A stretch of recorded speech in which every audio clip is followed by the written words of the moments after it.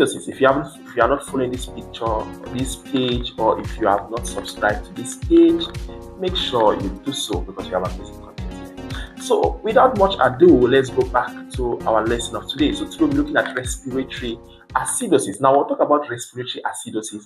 We are looking at decrease in blood pH, which is caused by increase in the partial pressure of carbon dioxide and decrease in the partial pressure of oxygen.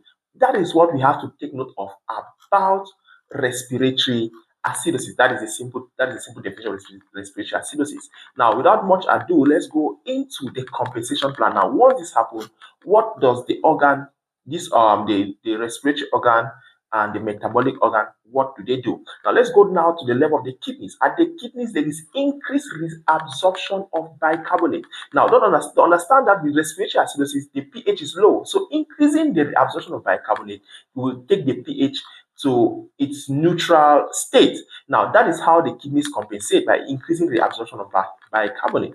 And the next thing is the lungs. Now what happens is that the lungs hyperventilate. Now don't forget, with respiratory acidosis, we spoke of the partial pressure of carbon dioxide being high. So with the lungs hyperventilating, the partial pressure of carbon dioxide tends to go down while increasing the partial pressure of oxygen, thereby bringing the pH to a normal state. That is why the lungs hyperventilate. So this is what we have to understand about respiratory acidosis. So I encourage you to follow this page, because on this page we summarize everything and the knowledge is pretty simple. Don't forget to like and share.